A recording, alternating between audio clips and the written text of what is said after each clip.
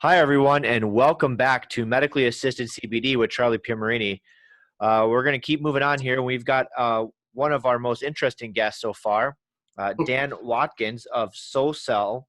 He is the CEO, and we've just been cutting it up, man. And he is a wealth of knowledge on a different aspect from most of the people that we've been bringing in. He is very hands-on, very in the ground, very into the genetics of this amazing plant, and you're going to learn a lot. I've been learning a lot just talking with him over the last couple of days. So, Dan, welcome to the program, man. Tell us a little bit about yourself. Hey. Thanks, Charlie. Really appreciate being here. Yeah, I'm always wanted to be a doctor. Yeah. Was always fascinated with biology and how things work and how the body worked and what you do. And probably smoked a little too much weed in high school, though. After AP Bio and AP Chemistry, I'm like, there's no way I'm going to get the grades and the money to go to medical school. So I went up to the military for a few years, and I was a diver, special forces kind of thing. Thank you for your service, man. In the Navy. Yeah, that. Thanks. Yeah. It's just a job, It didn't pay very well. So I thought maybe I can go and do something in medical. And so went back to school, used the VA and all that kind of stuff for biology. And like, man, this is 98, 99, $28,000 for a biologist. No way. So I went into the financial markets, which I was looking at, as well as having a nature kind of pattern, thing to it. There's psychology in the markets. There's, repetition. There's all these things that you can study. And if you can model those things, you can predict and, find remedies and find opportunities. So I spent the last 20 years in the beginning of the electronic stock market era, then more on the data side and the structure of data, how to move data pretty fast, how to study data, how to figure out what happened in the past in order to kind of predict what may happen in the future. And right around 2018, I was doing major compliance work for some of the largest banks in the world, and cannabis. And I was hear all about cannabis, which I've loved my whole life, Right. And a buddy of mine who's actually became a doctor, which I always joke I shouldn't even be alive because we're both from not such a great part of town. And he went off. He's a psychiatrist now at the VA, and he's like, Dan, what do you know about CBD? Another buddy of mine's like, does it get you high? And he's like, no, you idiot, it's what gets you better. I'm like, hey, that's what gets you better? And then all of a sudden, there's this unveiling of all this data that the government's been tracking back since 1993 with the endocannabinoid system and the discovery of CBD receptors. Oh, yeah. I'm like, whoa. So hundreds of billions of dollars, trillions of dollars, all this talk about cannabis. And I'm like, I really think it's more on the CBD side. And everyone's just going into the marijuana side and going to medical. I'm like, I don't think so. Personally, I love it. I think it's great for guy my age, 45, I don't really have to study anymore. I don't have to get up and do the kinds of things that require focus. I can go play around in the plants and things like that. Yeah. So I started a CBD business based on a biological approach to integrating the anti-inflammatory effects of CBD for psychological, physical, and restorative or recovery types of services, which is everything from cancer and pain, arthritis, and diabetes. Yeah. Weight management, addiction, things like that. And we've been doing it for a couple of years. And focus has always been New Jersey, which we call it the cartel state because we have so many districts and diplomats. It's crazy how many people make decisions in New Jersey and then nothing gets done. But right. But New Jersey is the pharmaceutical capital of the world. Yeah. And our medical cannabis program was built on the foundation of pharmaceuticals. So in other words, our dispensaries are built like a testing, research, and R&D facility. In fact, some of them are actually converted from old Bristol Myers, Medco, Johnson & Johnson facilities into medical cannabis. And I'm like, okay, great. What's the purpose of these dispensaries? Well, to grow a lot of THC. And are people getting better? Not really. Not really, right? Yeah. What is the CBD stuff? I mean, it makes them feel better, especially when you have I'm big on, cancer is mostly mental. Yeah. People need to stay calm and feel better. And right. But holy shit, CBD plays a role at the mitochondrial membrane. That means better cellular mitosis, better reproduction of health, healthy right? cells. Yeah. Man, now we're talking better living in all aspects. But it also plays a role in the Krebs cycle. Yep. Which, as a semi-athlete my whole life, trying to do things, I'm like, yeah, you need to repair, you need to have the right chemistry to fall asleep, whether it be melatonin and ascorbic acid and the proper breakdown of glucose, and then that activates the absorption of nutrients into the cell. And so somehow CBD is helping with all these little things. It doesn't do anything really, CBD, but it helps and assists all the other Like a chaperone, right? Yeah. Yeah. So then we figured, okay, this is food. It's not medicine. If we treat it like medicine, if we treat it like a drug, it's going to be treated like the way medical and marijuana are. Correct. Always going to be Right. a debate whether it's behavioral and addictive. But if we treat it like food, we don't have to make medical claims. People should eat more broccoli, right? They should consume hemp seed oil, right? Instead of like flaxseed oil, right? And so I started the business as an agricultural company to be able to grow hemp and CBD primarily, and then find ways to integrate that into people's lifestyle, whether that be infused foods, whether it be tinctures, whether it be drinks or water, and and here we are. Dude, that's impressive. So how long ago did you actually start SOLCELL? So SOLCELL emerged from another farm company that I started in 2018. Okay. So the beginning of 2018, but 2017 is when I heard about CBD for the first time. Okay. Some baseball players were, vaping it and things like that. I'm like, well, what's that going on? And then I started looking at the politics of the financial side of cannabis, and it just seems so stupid. Why is everyone telling people to go into the cannabis industry? I personally believe it should be homegrown. So if it ever becomes homegrown, there's no need to be selling it because everybody's right. Or if it's legalized, then people will get it from Jamaica and Mexico like the way they do anyway. So I don't see the purpose of that. But CBD still has to be treated as a food product. It has to be labeled properly. It has to show the right kinds of dosages. It has to attest for where it came from. And so lots of CBD companies are making millions of dollars, sure, and they spend time in branding and distribution, but we don't know where it came from. Correct. And if the pharmaceuticals, which I think are going to really take CBD to the next level by lowering people's chemo or lowering people's, ibuprofen or other things and incorporating CBD with other drugs, I think we're going to get tons of effect. They're going to also want to know where it comes from. So I started SOLCELL farm business in 2018, right after the farm bill. Yeah. And we started gearing up, and we had a couple of hemp programs in New Jersey, and then they got scrapped because Jersey just wants to get everybody high. They want everybody to go to the dispensary and sit around and call it medicine all day long. I'm like, great, you can smoke as much as you want. Your shoulder's not going to get any better.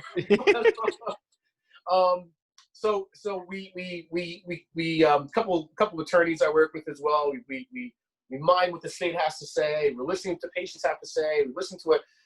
I shouldn't call them patients. I don't like to call them patients. I call them customers. Yeah. Because I think doctors have patients. Yep. And then what doctors say, and somehow that's going to come together. Correct. And we have 9 million people in this market. If we're one of the first to say CBD, hemp, integrate into other things, everyone's a potential customer client, ages 0 to whatever. Oh, sorry. In 2018 at Epidiolex, yes, that's something really important. May 2018, the FDA and the DEA were writing letters back and forth to each other. And this changed everything for me. The FDA and the DEA said, matter of speaking, we don't see any problem with CBD. In fact, we like it. We like it. The problem is deriving it from cannabis. See, so the way the statute wrote from the DEA is any cannabinoid extracted from the plant cannabis is a Schedule I substance, a controlled substance, or narcotic. That would include CBD. So CBD was federally illegal according to extraction from cannabis. Hemp is cannabis. Okay. So Epidiolex said, look, we've extracted it. We've created a nanotech type of application that uses nanograms instead of full grams or milligrams. It's very small and digestible. You can give it to babies.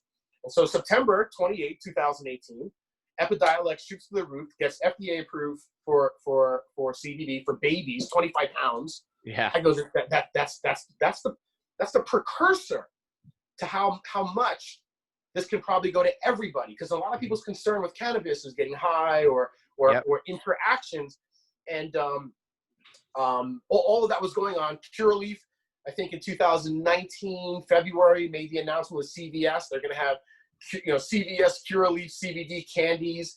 22,000 pharmacies are going to be this is going to be big, and it already seems like there's an existing infrastructure for it. Yes. Whereas medical, you have to build it, or Correct. adult, you have to manage it, and you have to monitor it. If CBD can actually fit in candies and be looked after like another nutrient that CVS may sell or Walgreens may sell, then you're probably going to see billions and trillions of milligrams consumed every day. And I think that's where we're going to go. And then I just say, over the last year or so, a lot of people jumped into the business and lost everything. So now no one knows where CBD is going to be. Yeah, and dude, I mean, you spoke on so many different things. One, the federal government owns a patent on CBD, right, for a couple ailments, and they've owned that since the early 90s. So what do they know that we don't know, right? Second, I've seen patients, working in pain management. I have a bunch of cancer patients that use it to help them with pain, but also more of stimulating their appetite and kind of calming them down a little bit. But Interesting. They're using full cannabis, a little bit different. But this, like me and you've touched on before, coming on here, is this plant is just so complex, and just getting out one of the molecules of CBD. There's over 150 cannabinoids. There's hundreds of different molecules that we probably don't even know about, right? Look at the end of last year, they just found the THCP and the CBDP, right? And we're still learning about this plant. Yeah. So that kind of brings to the next thing. I mean, you talked about you guys have formed a new company, GreenCELL. Why don't you kind of talk a little bit about that, because that kind of plays into what you're talking about, the genetics and everything. Yeah. So in all cannabis, there's going to be three main components of a business: cultivation, processing, and then the product, right? Yeah.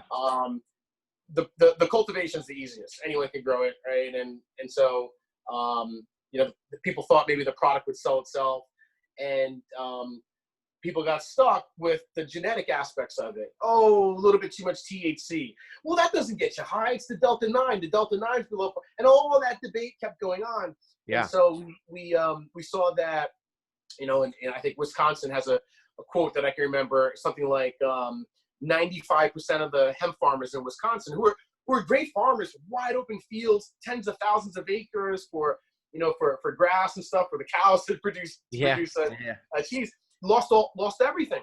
I know in Vermont, where we were, 600,000 people live in Vermont, 1,200 hemp farmers at the end of 2019. God. And they couldn't move anything. They were just selling it amongst themselves. And so there's these issues with federal compliance. Yeah.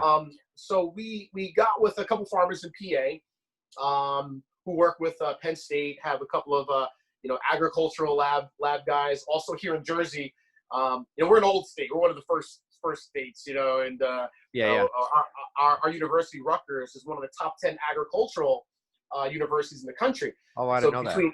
Yeah, between Pennsylvania, Vermont, and Rutgers, there's lots going on with how do you get better things from hemp. And so we created a new company with a couple of other farmers that is particularly looking at the genetics and able to help other farmers grow the right thing. So yeah, I'd like to grow, this strain. We really love Stormy Daniels. Can you get a Stormy Daniels hemp, right? Well, sure, if it's compliant. So our lab is now set up to start some of these clones, whether it be for medical or other places, make sure there's no THC out. Then we're responsible for the clones to go to another farmer, and we can do it all over the country. And we can actually now also go to some of the really cool and well-advanced greenhouses, like in Oregon or mostly in Colorado. I think this Colorado has very strange weather, so the greenhouses are very, closed loop, climate control, things like that. Okay. And they can say, look, we have a customer who wants, 1,000 of these plants. We can't fit it. Can you do it? Sure, because we can do the genetic markers. We can be more compliant, and we can start the plants for people. So whereas SOLCELL was more on selling the products, GreenCELL is more on enabling other people in the business to get what they want by request. That's amazing. I mean, yeah, I mean, you were talking about how you guys are starting to develop the ability and the technology to not just pump up the levels of CBD in the plant, right? You're like, we can now start to just remove the THC, but yet keep all of the beautiful other parts of this plant intact. And so that's just, you're looking at it at a different way, and it all just starts at the genetic and the molecular level. And that's amazing that you guys are kind of taking that charge. But I think what's really allowed you guys, and you were telling me something really important, was what's really allowed you to kind of grow GreenCELL is because of your USDA permit that you have. So can you talk a little bit about that? Yeah. So, well, actually, we started SOLCELL with the USDA permit. So, GreenCELL, which is going to look towards the infrastructure that exists with the USDA, which is food. Yeah. Which is the United States' largest product is agriculture. Right. People don't know that. Right. 40% of our economy is finance, but our largest product that we produce is agriculture. We have so much food. I mean, our animals are fat. Our poor people are fat. We give the food away. We still drop tons of food into Russia. We drop food. We send cargoes and containers into North Korea. We have so much food. At the same time, when you look at the type of food that we grow, it's not very healthy for different parts of the world. So we don't sell a lot of beef and other things. A lot of that has to do with the grass and what the animals are eating. So hemp and CBD may play a role with animal feed, giving the animals are better, things like that. Yeah. But really, I'll talk about the USDA thing in a second. But what makes us successful, I think, is that we focused on the product first. We focused on understanding where CBD plays, and making sure people knew the difference and didn't confuse cannabis and hemp as two different plants. So you look at the news and you look at the advocates in the program, and they say cannabis and hemp. That's incorrect. Scientifically, regulatory-wise, I have no problems with pharmaceutical companies. Some people think that they do. If I'm sick, I'm going to want to go get medicine that the doctor says I could have and that's available, right? So we use the same words that the government uses. And so we pushed the CBD business and built up a bunch of customers and lots of marketing.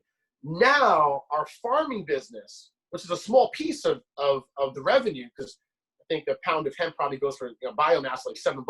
Yeah. Versus a pound of CBD. Oh God. If it's $40 a gram, is $50,000 a pound.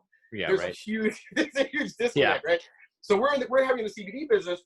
We're waiting to grow back in New Jersey, and so New Jersey was pushing their medical marijuana business for a while. It's doing okay. It's picking up. I'd like to see home grow. I like to see adult use, things like that happen. It might. But while all that was going on, they were suppressing the ability for us to grow hemp, while 40 other states were growing hemp. And I'm happy they did that, because I'd probably be in a much worse position than I am today, because I invest everything into our business: regulatory, lawyers, people, labeling, not being in finance anymore and selling CBD doesn't pay the same. But the USDA came in and said, hey, here's a program you guys can use. And so now New Jersey, who was probably last out of the 45 states to have hemp programs, we were one of the first to have a USDA hemp program. And since we've always been talking about it in New Jersey, we got one of the first permits. It's funny, because when COVID happened, that's when all the other farmers were ready to go get their permits. Yeah. Then the FBI closed. You couldn't get your background check. So we're one of the we're one of the only people that have the permits. And I think others will get them, but we already missed farming season. Yeah. But so now we're ready to go, and what we're doing with GreenCELL is the genetic side of it, also real estate. So we're working with other farms that don't know anything about hemp or CBD, want to get involved in it. We can bring farmer investment to them. We can bring clones to them. We can bring other farmers who, maybe yourself, for example, you could say you have a farm in New Jersey. Now, sort of like a timeshare. You know, you own a condo out in Margaritaville, Puerto Rico. You've never Yeah. been there, but it's all yours. I think my fiance would kill me if I started more stuff. But that's amazing that you've kind of just, so you started the CBD company, and then you kind of, so correct me if I'm wrong, but you started the CBD company and then kind of worked backwards into the plant side of everything. Is that what you did? Yes. Okay. Yep. Which is, most people just just go forward with the CBD. I mean, how many, I've seen Or the so many, plant. yeah, no one messed, the people that are on the finished product side, we don't mess with the plants, right? You Right. kind of just, we mess with labels and we mess with bottling, right? That's kind of that's what we do. And so you And kind of, marketing and marketing, and you went the other way, and you're a lot like, of dude, work. I want to make sure that my people are getting legitimate products. Right. And how many people are entering the CBD space every day, right? I've seen stats, how many companies are coming, hundreds every day. And there's only going to be, I'd like to hear your opinion on this. People ask me about the CBD market, and I kind of equate it to the craft beer market of the last couple of years. Like, you're always going to have, Budweiser, Coors, the big guys. But now you've had all these little microbreweries pop up, and they get a lot of traction locally. I think the same thing's going to happen with the CBD companies until one of us in the CBD market's big enough, and then Budweiser is going to come and say, hey, here's a bunch of money. We want your market share. Okay, right? Yep. That's what it's going to move to. What do you think? I think you're absolutely right. And one of the reasons why we started the farming side of the business, so we were always a farming business selling CBD, and the way we would tell the state is it's an agricultural product. We bought it from a farm. It grew from a farm. We use farm processing, regulatory, accredited, labeling like COAs and things like that. So it is a farm product, but and anyone can figure this out. If you look at how farmers were treated over the last 150 years, said, hey, that's great. You came in from Poland and Germany and Ireland, and you went to the Oklahoma, land rush, and you got a bunch of land, and your family's been growing here for years, but we really don't need you to take over this spot. We have tractors that can do hundreds of thousands of acres for the betterment of society. And so why don't you get to the side, let us roll through it, and we'll pay you. In fact, one of our the United States is a welfare state. In other words, we have more people that are dependent on the government as subsidies than we actually have people producing. Yeah. And of course, 5% of the people pay 95% of the taxes, but that's another story. But that being that being said, the government is very, very keen and very, very fast and very, very quick to give a farmer a place to live, tax advantages. They're growing food, right? And if you think about that and what's going on, like, the big food companies and processors have taken away the artisan farming, that's now coming back a little bit. So I think CBD can play a role there if the CBD providers are from the farm. And so we use things like support your local farmer. Go get lettuce from down the block. If you want to import it from California and you're in New Jersey, that's great, but it's going to sit on the truck for a week. And by the time it gets to the supermarket and you bring it home, it starts turning brown and nasty. Plus, all the nutrients are in there. So we're trying to help farmers build into the CBD business in their local markets. Interesting. What's definitely going to happen is the Instagram personalities that you see, they're going to go away because everybody goes to their food store or to their pharmacy, and whatever's there is what they're going to buy. They're not going to buy something off Instagram, right? And those companies couldn't do anything until this year. 3 things happened in the last 6 months during COVID. January 2020, the USDA sets guidelines for hemp and CBD. Yep. Okay, so now it's food. Now, if Webco, Kroger's, 7-Eleven, CVS, Procter & Gamble want to be in the CBD business, they can because it's federally legal as long as they get it from the federal program. How much can Procter & Gamble, and they have like 80 different companies, how much could they consume into their customers? You're talking tens of millions of products a day. Is there even enough? Is there even enough to support that? There's not enough. Yeah. There's not enough. And what's going to happen is these guys are going to go out of the country to get it. See, that's already been happening, right? Canada made an announcement. I forget which company in Canada. I don't want to say Canopy, but somebody said right around this time last year that they figured out a way to make CBD 90% less costly than it is now. Interesting. I say, okay, you read deeper into the press release. They're going to have 20,000 hemp farmers in the Congo, Oh paying my them God. 50 cents a day or something like that. You know, and 50 cents a day is pretty good. Most people live on 20 bucks a year. It's crazy. Right. So that could happen. The cool thing, though, and there's lots to look at. Everything has to be strategic. The cool thing is, Europe, for example, doesn't want anybody to grow CBD, but they love the consumption of it. Correct. So if you're USDA compliant, you don't have to worry about selling on Instagram to a bunch of people, you know, half the people taking their clothes off and trying to be cool and all this other stuff. There are companies in the UK supporting an island with 60 million people on it that want to import it. So I think there's some good stuff to happen. The big companies are probably going to take over the direct relationship of CBD sales. Yeah. We're prepared for that, in that we think, hey, if somebody needs, 5,000 kilograms a month, we might be able to do 2,500. We might be able to pull in a few other places. But Poland Springs is probably going to need 1 million kilograms a month. Not Correct. one farmer can do that. But if all the farmers and producers can meet a standard and get together, now we can start to have a stream of sales. I use the analogy of corn and tomatoes all the time. I don't know if I did this with you before, but if I were to ask you, do you eat corn, by the way? Do you eat corn products? Okay. Yeah. What's your favorite corn company? Couldn't tell you. How about tomato company? What's your favorite tomato company? Del Monte, right? I don't know. Is that one? So, I think if farmers can and people that want to be in CBD, I think they really should think about farming. If you want to be in the label side, it's going to be an image battle forever. But if you want to be in the supply chain, there's lots and lots of opportunity that didn't exist before. So the USDA. The second thing that happened, April, I think it's somewhere on 23rd or so, there was another press release. The DEA wrote CBD into the scheduled list of narcotics and took it out. Wow. So whereas a lot of people couldn't do things in the past because it wasn't clear where CBD stood. It was any cannabinoid extracted from cannabis is a Schedule 1, okay? Hemp oil and hemp is naturally grown. If you don't extract it or if you do distillate, it's not considered a cold extraction or CO2 extraction. So whatever. And nobody did anything for 2 years, right? 3 years, unless you made medical claims. Well, the DEA went in and said, hey, you know that list of things you can't do with cannabis? Well, CBD is no longer on that list. It wasn't on the list before, but now it's definitely off the list. That's weird. It's off the list. So anybody can have CBD now. It's like salt. The DEA is not going to ask you where'd you get your salt from.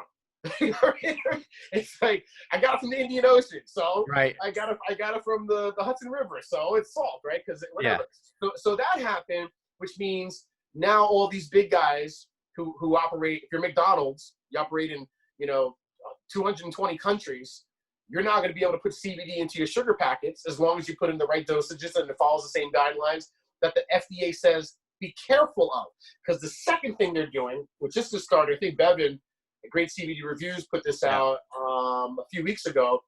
We had a nice little debate over there. Love those guys. Work with Bevan. I call him my guru because he's always up on. Yeah, he's always up on what's happening and what people are talking about, and we're always trying to come up with predictions. He's like the FDA wrote a secret letter to the CBO, the Congressional Budget Office, and we're all pontificating as to what that means. I go, I know what that means. If the USDA is saying go, and if the DEA is saying hands off, then the next thing is how are each state who get their budgets from the federal government, State Department budgets, agriculture budgets, how are they going to follow some guidelines from the FDA? Remember, the FDA first word in the acronym is food. Yeah. So the State Departments now are going to say, okay, you can infuse CBD in food. You can't do it the way New Yorkers were doing it last year by having CBD restaurants. Would you like some CBD in your tiramisu? Right? Just like start piling it on there. That's not a control, right? So infusing with the labeling and with a processor that knows how to do those things, like other packaged food products, that has to be regulated. So states are going to take that over. So that just happened 2 weeks ago. I suspect in the next 2 to 3 weeks to the next month or so, as people start growing these things with their USDA licenses, you're going to see some massive announcements. Or you may not. Why should I tell the world what I'm going to do? I'm just going to put CBD in Poland Springs and charge 20% more, and Poland Springs is going to make an extra $20 million a week. What's crazy is that they give us a little bit of a playbook, but then they don't. It's kind of it's a moving target that they don't even give us a dart to throw at the dartboard, right? It's kind of just it's almost a Wild West, which is it makes it kind of fun for guys like you and I to meet up and kind of share ideas and talk about how can we best give the best results. It's not even about the money, it's the money's the behavior that comes after we actually give people a good product, right? And so, right. If you keep doing the right thing, I think people will just continue to find our products and to find your everything that you have, from your genetic plants, from your plants to your products, to your consulting business. So I think it's just amazing to connect with someone like you that's just a wealth of knowledge from seed to compliance, man. I mean, yeah, it's pretty impressive what you've been able to build so far. Thank you. It takes a lot. You definitely, you're gonna anything new, anything entrepreneurial, anything that you can't forecast what's gonna happen is all risk, right? Yeah. But I just want to say something on the money side. When we started playing with our business plan, we started looking at. I met with actually I can say it. I met with U.S. Oncology, one of the largest cancer, doctor networks in the country. Something like 3 million customers or 3 million patients, and business is booming. Right, the degeneration of our cells and the environment. Like people talk about the environment all the time. That, of course, the environment's horrible. We're not gonna melt the ice caps. The ice caps will get absorbed by Canada, and we'll grow grass in the North Pole. But what's happening is the chemicals that are going into our bodies, into the water, into the air, into the grass. I remember I was in New Jersey talking to a mayor who's considered the medical marijuana mayor of New Jersey because he was a cop for 30 years. He has 2 sons who were war heroes, and he has 9 cows. And I go, hey, Mr. Mayor, if you gave the cows hemp, you can save on grass. He goes, are you kidding me? I can't even give my cows grass now.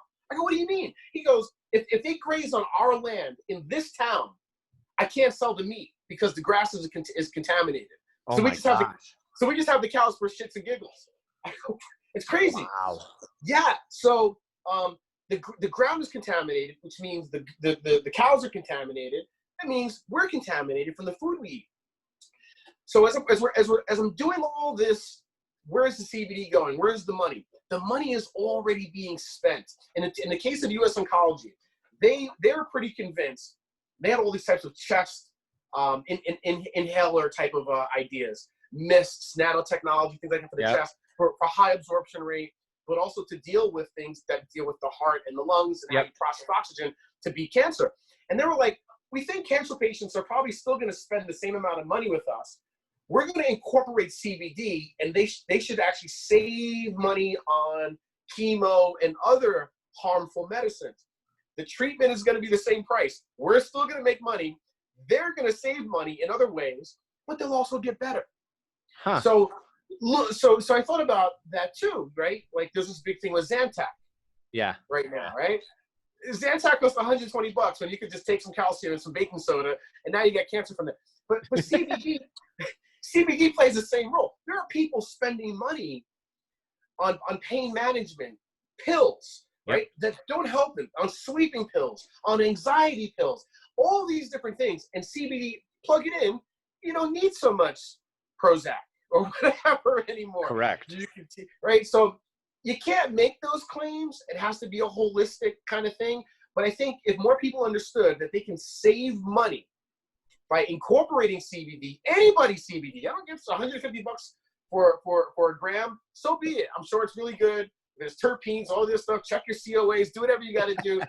But I'm sure you'll save money in other places. Correct. So that's what I tell my patients, but that's a whole nother story for another time. Well, man, it was great picking your brain, dude. We got to have you back on because I feel like we need to give you your own segment. Oh man, cool. Thanks. Well, we'll do one from the farm. Maybe we'll start a little plot for you for your CBD line. I'm We'll do a in. plot, whatever you want. We'll send it to your guys. They can process it, and you're good to go. Dude, I'm in. We'll talk about that off air. But All right. I appreciate you coming on, man. I really do. Thank you. What's the best way for people to contact you? Yeah, so we're on Instagram and Facebook, SOLCELL CBD, GreenCELL CBD.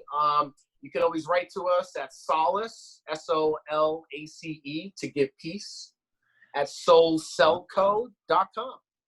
So Solace at SOLCELLCO.com. Our website is also SOLCELLCO.com. It's a little old school. Got to be careful because we got shut down, and But it works. So we got products in there. We got some advisory stuff. But come follow us on Instagram. We have a lot of fun. Yeah, man. I follow you, and I love, me and you share stuff all the time on Instagram with each other. So, Definitely. I really appreciate. it. Yeah, I really appreciate you coming on, man. You are a just deep well of knowledge, man. So, Thank you. You have a good evening, and You too. thanks for joining us. All right. Thank you, Charlie. Take care. Bye-bye.